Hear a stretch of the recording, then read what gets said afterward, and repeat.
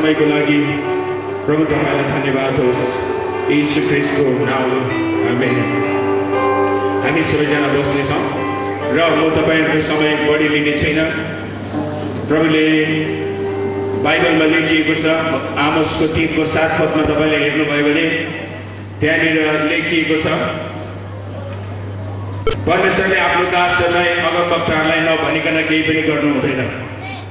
जे पनि गर्नुहुन्छ परमेश्वरले आफ्नो दासहरूलाई भनेर अगमवक्ताहरूलाई भनेर प्रभुले गर्नुहुन्छ।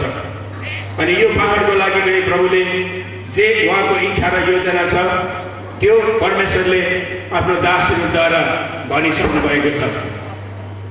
यशाया 45को 19 मा हेर्नुभयो भने त्यहाँ लेखेको छ अन्धकारको जग्गामा गुप्तमा रहेर मैले केही पनि भनेको छैन, अथवा उज्यालोमा खुल्लामा उहाँको रहस्यको कुराहरू परमेश्वरले भनिसक्नु भएको छ। आमेन, हालेलुया। तपाईहरु हालेलुया भन्न नथाक्नुहोस्, किनभने दार्जिलिङको लागि यस्तो सेवा यो अन्तिम चोटि हुन सक्छ, किनभने परमेश्वरको आगमन नजिकै छ, प्रभुको आगमन नजिकै छ। तपाईले ठुलो ठुलो योजनाहरू बनाउनु हुँदै होला, कतिले घरहरू बनाइरहेको होला, कतिले ब्याङ्कमा पैसाहरू थुपारिरहेको होला, कतिले गाडीहरू किन्ने योजना बनाइरहेको होला। त्यो गर्नुपर्छ, कोही बात छैन, त्यो हामीसँग हुनुपर्छ। तर पनि ठुलो ठुलो योजनाहरू तपाईले अब बनाउनु छोडेर परमेश्वरको राज्यमा कसरी हामीले सहयोग गर्न सक्छौं, परमेश्वरको राज्यमा अब मैले के गर्नुपर्ने हो भन्ने समयहरू आइसकेको छ। हालेलुया, हालेलुया।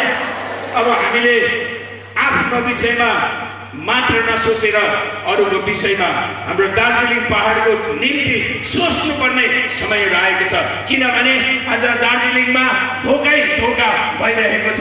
आज हामीहरू यहाँनिर हामीले हेर्यौँ भनेदेखि परमेश्वरको वचनले देखाएको छ। अनि जब हामी प्रार्थनामा थियौँ, प्रार्थनामा हुँदाखेरि प्रभुले दार्जिलिङमा यसो भन्नुभएको छ कि अब धेरैवटा मोडहरू टर्निङ पोइन्टहरू आउनेछ भनेर बताइरहेको छ। धेरै मोडहरू, धेरै ब्रेक थ्रुहरू, धेरै छुटकाराको कामहरू दार्जिलिङमा परमेश्वरले आफ्नो आत्मा खन्याउन लाग्नु भएको छ। अब दार्जिलिङ दार्जिलिङ जस्तो थियो त्यस्तै हुने छैन। परमेश्वरको लोकहरूबाट परमेश्वरले काम गर्नुहुनेछ। राजनीतिक क्षेत्रमा पनि परमेश्वरले अब हस्तक्षेप गर्नुहुन्छ। हालेलुया, हालेलुया।